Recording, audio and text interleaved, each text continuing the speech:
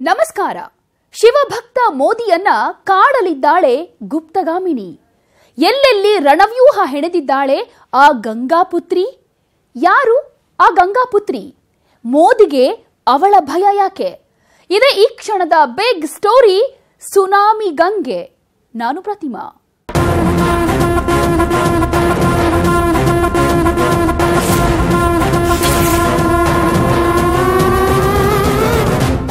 ವ್ಯೂಹ ಇದು ಅಂಥಿಂಥ ವ್ಯೂಹವಲ್ಲ. ಗುಪ್ತಗಾಮಿನಿ ಹೆಣೆದಿರೋ ರಣವ್ಯೂಹ. ಶಿವನ ತಲೆ ಮೇಲಿರೋ ಆ ಗಂಗೆಯ ಪುತ್ರಿಯೇ ಮೋದಿ ವಿರುದ್ಧ ಕಣವ್ಯೂಹ ಸೃಷ್ಟಿಸ್ತಾ ಇರೋ ಸ್ಟೋರಿ ಇದು. ಆ ಗಂಗಾಪುತ್ರಿ ಹೆಣಿತಾ ಇರೋ ಚಕ್ರವ್ಯೂಹ ಕಂಡ ಮೋದಿಯೇ ಒಂದು ಕ್ಷಣ ಬೆಚ್ಚಿ ಬಿದ್ದಿದ್ದಾರಂತೆ. ಇಷ್ಟಕ್ಕೂ ಯಾರು ಆ ಗಂಗಾಪುತ್ರಿ? ಅವಳನ್ನ ಕಂಡ್ರೆ ಮೋದಿಗೆ ಯಾಕೆ ಭಯ ಅಂತೀರಾ? ಬನ್ನಿ ತೋರಿಸ್ತೀವಿ. ಶಿವಭಕ್ತ ಮೋದಿಯನ್ನು ಕಾಡಲಿದ್ದಾಳೆ ಗುಪ್ತಗಾಮಿನಿ. ಎಲ್ಲೆಲ್ಲಿ ರಣವ್ಯೂಹ ಹೆಣೆದಿದ್ದಾಳೆ ಆ ಗಂಗಾಪುತ್ರಿ. ಯಾರು ಗಂಗಾಪುತ್ರಿ? ಮೋದಿಗೆ ಅವಳ ಭಯಬೇಕೆ? ಇದೊಂದೇ ನೋಡಿ ಶಿವ ಮೆಚ್ಚೋದು, ಕರಗೋದು. ಆಡಂಬರ ಬೇಕಿಲ್ಲ. ಆ ಪರಮೇಶ್ವರನಿಗೆ ಬೇಕಿರೋದು ಭಕ್ತಿ ಅನ್ನೋ ಒಡವೆಯಷ್ಟೇ. ಬೇಡರ ಕಣ್ಣಪ್ಪ, ಮಾರ್ಕಂಡೇಯ, ಹೀಗೆ ನಾನಾ ಭಕ್ತರನ್ನ ಶಿವ ಕಾಪಾಡಿದ್ದು ಒಂದೇ ಕಾರಣಕ್ಕೆ. ಕಲಿಯುಗದಲ್ಲೂ ಶಿವನ ಭಕ್ತಿ ಪ್ರೀತಿ ಏನು ಕಡಿಮೆ ಆಗಿಲ್ಲ. ಶಿವನನ್ನೇ ಆರಾಧಿಸೋ ಆ ಮಹಾಭಕ್ತನನ್ನ ಕಾಯುತ್ತಲೇ ಬರ್ತಿದ್ದಾನೆ ಪರಮಶಿವ. ಇಷ್ಟಕ್ಕೂ ಆ ಶಿವಭಕ್ತ ಯಾರು ಅಂತೀರಾ? ಎಸ್, ಪ್ರಧಾನಿ ಮೋದಿ ಭೋಲೆನಾಥನಿಗೆ ನಮೋ ಅಂದಾಗಲೆಲ್ಲ ನಡೆದಿದೆ ಅದ್ಭುತ ಚಮತ್ಕಾರ. ಶಿವನ ಧಾಮಗಳಿಗೆ ಹೋಗುವ ಮೋದಿ ಕಾಶಿ ವಿಶ್ವೇಶ್ವರನ ದರ್ಶನವನ್ನಂತೂ ತಪ್ಪದೆ ಮಾಡ್ತಾರೆ. ಶಿವನಂದ್ರೆ ಭಕ್ತಿ ಪ್ರೀತಿಯನ್ನ ತೋರೋ ಮೋದಿಗೆ ಈಗ ಭೀತಿಯೊಂದು ಎದುರಾಗಿದೆ. ಅದುವೇ ಮೋದಿ ವಿರುದ್ಧ ಸಿದ್ಧವಾಗಿರೋ ಗುಪ್ತಗಾಮಿನಿ ರಣವ್ಯೂಹ. ವ್ಯೂಹ ಅದು ಅಂತಿಂಥ ವ್ಯೂಹವಲ್ಲ. ಮೋದಿ ಸುತ್ತಲೂ ಗುಪ್ತವಾಗಿ ಹೆಣೆಯುತ್ತಿರೋ ರಣವ್ಯೂಹ ಅದು. ಈ ವ್ಯೂಹ ಹೇಗೆ ಮೋದಿ ಸುತ್ತಲೂ ಸಿದ್ಧವಾಗ್ತಿದೆ ಅನ್ನೋ ಸುಳಿವು ಕೂಡ ಇಲ್ಲ. ಯಾಕಂದ್ರೆ ಮೋದಿ ಸುತ್ತ ಹೆಣೆಯುತ್ತಿರೋದು ಸಾಮಾನ್ಯ ಬಲೆಯಲ್ಲ, ಗುಪ್ತಗಾಮಿನಿ ಬಲೆ. ಇಷ್ಟಕ್ಕೂ ಯಾವುದು ಆ ಗುಪ್ತಗಾಮಿನಿ ವ್ಯೂಹ ಗೊತ್ತಾ? ಶಿವನ ತಲೆ ಮೇಲಿರೋ ಗಂಗೆಯ ಪುತ್ರಿಯೇ ಹೆಣೆಯುತ್ತಿರೋ ಕಠಿಣ ವ್ಯೂಹ. ಸರಸ್ವತಿ ನದಿಗೂ ಈ ಗಂಗಾಪುತ್ರಿ ರಣವ್ಯೂಹಕ್ಕೂ ಸಿಕ್ಕಾಪಟ್ಟೆ ನಂಟಿದೆ. ಗಂಗೆ ಪಾಪವನ್ನ ತೊಳಿತಾಳೆ. ಧರ್ಮ ಜಾತಿ ಯಾವುದೇ ಭೇದವಿಲ್ಲದೆ ಸಮಾನತೆಯಿಂದ ನೋಡ್ತಾಳೆ.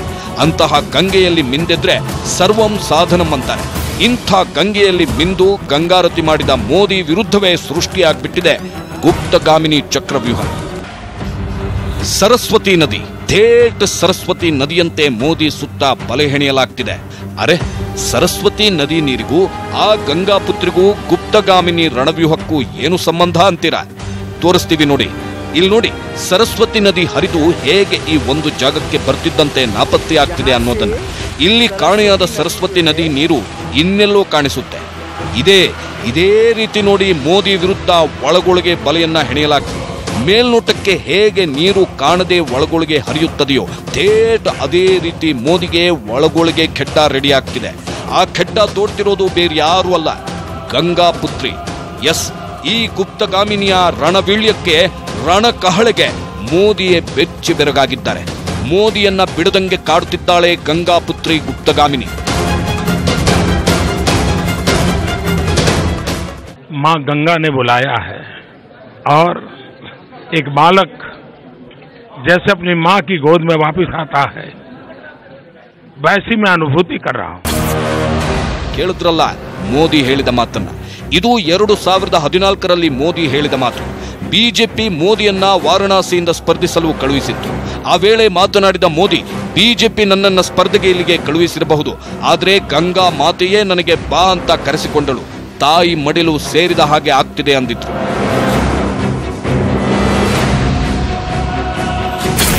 कि भारतीय जनता पार्टी ने मुझे यहां भेजा है. फिर लगता है शायद मैं काशी जा रहा हूं, लेकिन आज यहां आने के बाद लगता है कि न मुझे किसी ने भेजा है, न मैं यहां आया हूं. मुझे तो मां गंगा ने बुलाया है और एक बालक जैसे अपनी मां की गोद में वापस आता है, वैसी मैं अनुभूति कर रहा हूं.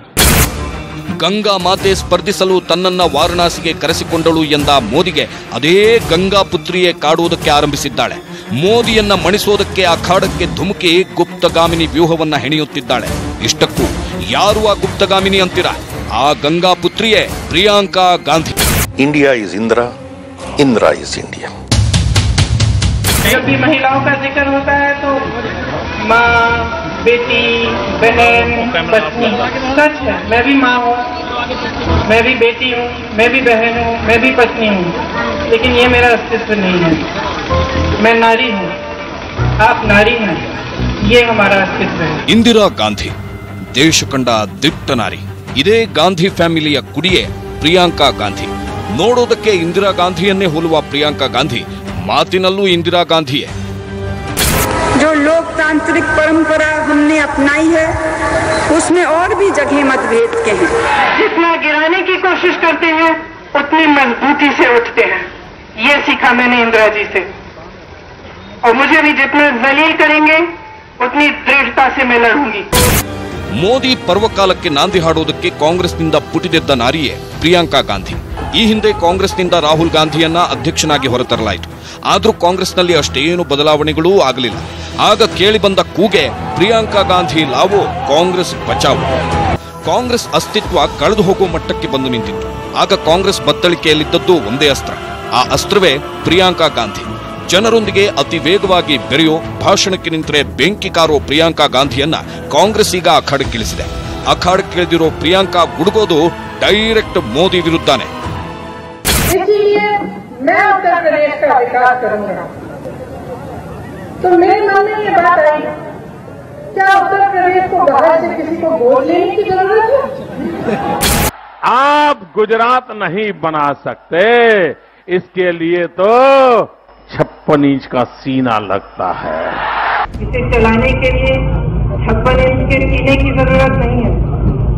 इसे चलाने के लिए दरिया जैसा दिल चाहिए। ನೋಡಿದ್ರಲ್ಲ ಮೋದಿ ವರ್ಸಸ್ ಪ್ರಿಯಾಂಕಾ ಗಾಂಧಿಯ ಮಾತುಗಳನ್ನ. 56 ಇಂಚಿನ ಎದೆ ಬೇಕಿಲ್ಲ ದೇಶ ನಡೆಸೋದಕ್ಕೆ ಅಂತ ಮೋದಿ ವಿರುದ್ಧವೇ ಗುಡುಗಿದ್ರು ಪ್ರಿಯಾಂಕಾ ಗಾಂಧಿ. ಸದ್ಯಕ್ಕೆ ಉತ್ತರ ಪ್ರದೇಶದ ಉಸ್ತುವಾರಿಯಾಗಿರೋ ಪ್ರಿಯಾಂಕಾ ಮೋದಿಯನ್ನ ಗುಪ್ತಗಾಮಿನಿಯಾಗಿ ಕಾಡುತ್ತಿದ್ದಾಳೆ. ಶಿವಭಕ್ತ ಮೋದಿಯನ್ನ ಗಂಗಾ ಪುತ್ರಿಯಾಗಿ ಪ್ರಿಯಾಂಕಾ ಕಾಡುತ್ತಿದ್ದಾಳೆ. ಕಾಂಗ್ರೆಸ್ ಗೆಲುವಿಗೆ ಒಂಟಿ ಸಲಗದ ರೀತಿ ನಿಂತಿರೋ ಪ್ರಿಯಾಂಕಾ ಗಾಂಧಿ ಮೋದಿಯನ್ನೇ ಮಣಿಸೋದಕ್ಕೆ ಹೆಣೆದಿದ್ದಾರೆ ಗುಪ್ತಗಾಮಿನಿ ವ್ಯೂಹ. ನಮೋ ವಿರುದ್ಧ ಪ್ರಿಯಾಂಕಾ ಗಾಂಧಿ ಹೆಣೆದ ಆ ರಣವ್ಯೂಹ ಏನು? ಯಾಕೆ ಆ ರಣವ್ಯೂಹಕ್ಕೆ ಪ್ರಧಾನಿಯೇ ಬೆಚ್ಚಿದ್ದಾರೆ? ಪ್ರಿಯಾಂಕಾ ಹೆಣೆದ ರಣವ್ಯೂಹಕ್ಕೆ ಮೋದಿ ಯಾಕೆ ಭಯ ಬೀಳ್ತಿದ್ದಾರೆ ಅಂತೀರಾ? ಅದುವೇ ಸುನಾಮಿ ಗಂಗೆ ರಹಸ್ಯ. ಇದು ಪ್ರಿಯಾಂಕಾ ಗಾಂಧಿ ಮೋದಿಯನ್ನ ಮಣಿಸೋದಕ್ಕೆ ಮಾಡಿರೋ ಅತಿ ದೊಡ್ಡ ರಹಸ್ಯ. ಮೋದಿಯನ್ನ ಕಟ್ಟಿ ಹಾಕೋದಕ್ಕೆ ಅಂತಾನೆ ನೋಡಿ ಪ್ರಿಯಾಂಕಾ ಗಾಂಧಿ ಅದೊಂದು ಬಲೆಯನ್ನ ಬೀಸಿರೋದು. ಇಷ್ಟಕ್ಕೂ ಅದೆಂತ ಬಲೆ ಅಂತೀರಾ? ಬನ್ನಿ ತೋರಿಸ್ತೀವಿ. ಮೋದಿ ಸೋಲಿಗೆ ಸಜ್ಜಾದ ಗಂಗಾ ಪುತ್ರಿ.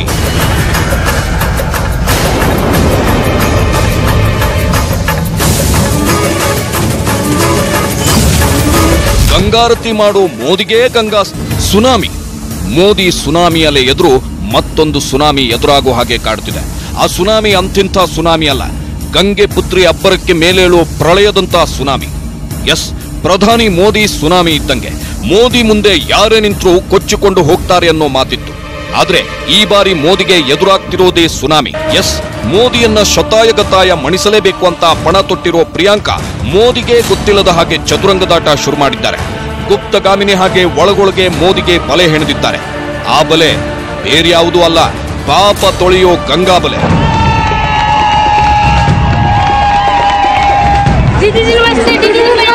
हमारे प्रियंका जी हम लोगों के बीच में आ गए हैं।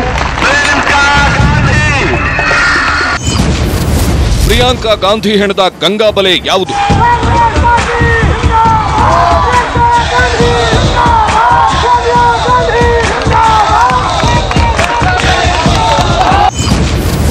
ಈ ಗಂಗಾ ಬಲೆ ಮೋದಿಯನ್ನ ಕಾಡ್ತಿರೋದಾದ್ರೂ ಹೇಗೆ?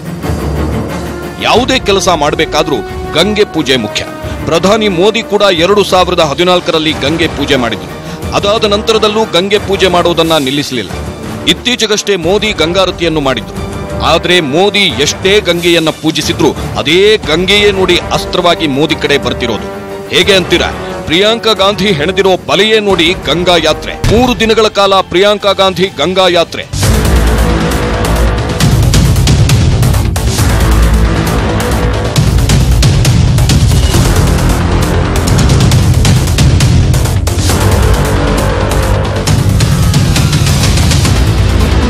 ಮೋದಿಯನ್ನ ಕಾಡ್ತಿರೋ ಗುಪ್ತಗಾಮಿನಿ ಪ್ರಿಯಾಂಕಾ ಗಾಂಧಿ ಹೆಣೆದ ಬಲೆಯೇ 3 ದಿನದ ಗಂಗಾ ಯಾತ್ರೆ.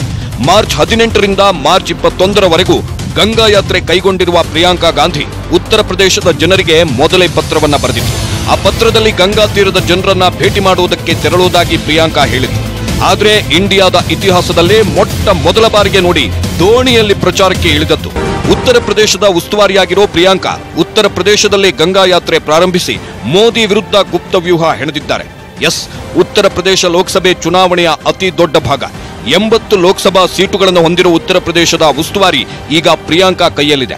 80 ಕ್ಷೇತ್ರಗಳನ್ನ ಟಾರ್ಗೆಟ್ ಮಾಡಿರೋ ಪ್ರಿಯಾಂಕಾ ಗಾಂಧಿ ಅದೇ 80 ಸ್ಥಾನಗಳಿಂದಲೇ ಮೋದಿಯನ್ನ ಮಣಿಸುವ ಪ್ಲಾನ್ ಮಾಡಿಕೊಂಡಿದ್ದಾರೆ. 80 ಸ್ಥಾನದಿಂದ ಮೋದಿಗೆ ಸೋಲು ಸಂಭವಿಸುತ್ತಾ ಪ್ರಿಯಾಂಕಾ ಗಾಂಧಿ ಗಂಗಾ ಯಾತ್ರೆಗೂ ಪ್ರಚಾರಕ್ಕೂ 80 ಸ್ಥಾನಕ್ಕೂ ಏನು ಸಂಬಂಧ ಅಂತೀರಾ? ಇಲ್ಲೇ ಇರೋದು ಪ್ರಿಯಾಂಕಾ ಗಾಂಧಿಯ ರಣವ್ಯೂಹ. 80 ಸ್ಥಾನಗಳ ಪೈಕಿ ಗಂಗಾ ತೀರದಲ್ಲಿರೋ ಒಂದಷ್ಟು ಸ್ಥಾನಗಳಿಗೆ ಪ್ರಿಯಾಂಕಾ ಗಂಗಾ ಯಾತ್ರೆಯನ್ನ ಕೈಗೊಂಡಿದ್ದಾರೆ. ಅದರಲ್ಲೂ ಉತ್ತರ ಪ್ರದೇಶದ ಪೂರ್ವ ಉತ್ತರ ಪ್ರದೇಶವು ಪೂರ್ವಾಂಚಲ್ ಉಪಪ್ರದೇಶಗಳಿಂದ ಕೂಡಿದೆ. ಅಲ್ಲಿ ಸುಮಾರು 42 ಲೋಕಸಭಾ ಸ್ಥಾನಗಳಿವೆ.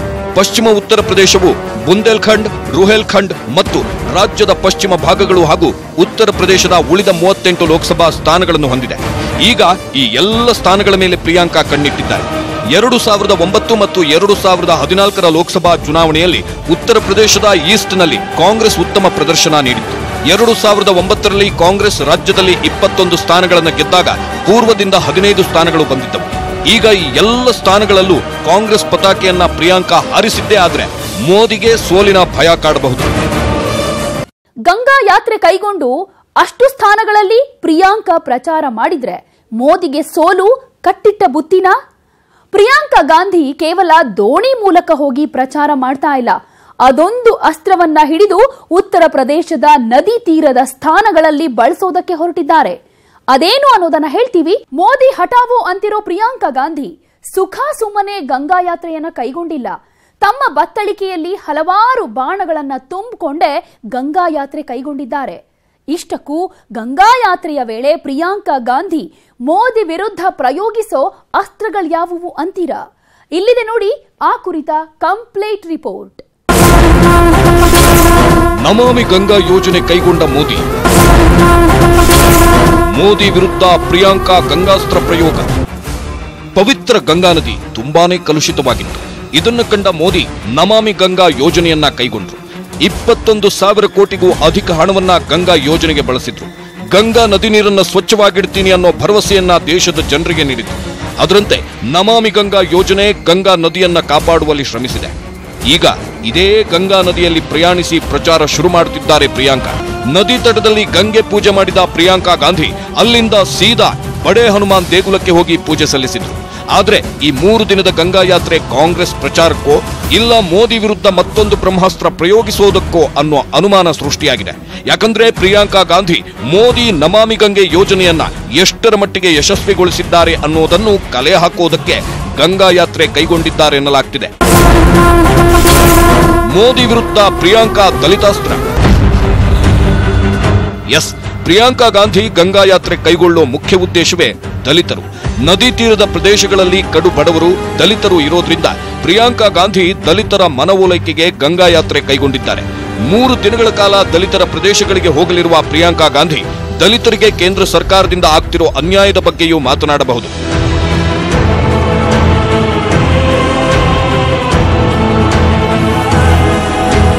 ಈ ಹಿಂದೆ ಮೋದಿ ತವರು ಗುಜರಾತ್ನಲ್ಲೇ ಬಡವರ ಪರವಾಗಿ ಮಾತನಾಡಿದ್ದ ಪ್ರಿಯಾಂಕಾ ಗಾಂಧಿ ದಲಿತರ ವಿಚಾರವನ್ನ ಮೇಲೆತ್ತಿದ್ರು.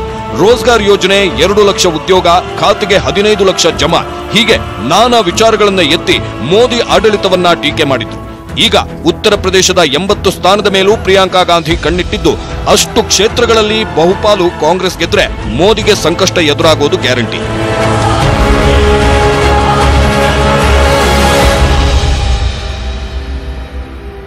ನೋಡಿದ್ರಲ್ಲ ವೀಕ್ಷಕರೇ, ಶಿವಭಕ್ತ ಮೋದಿ ವಿರುದ್ಧ ಗುಪ್ತ ವ್ಯೂಹ ಹೆಣೆದಿರೋ ಗುಪ್ತಗಾಮಿನಿ ಯಾರು?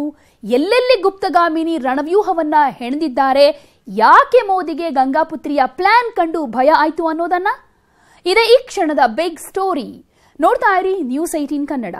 ಜಾಲ ನಮ್ಮದು, ಬಲ ನಿಮ್ಮದು.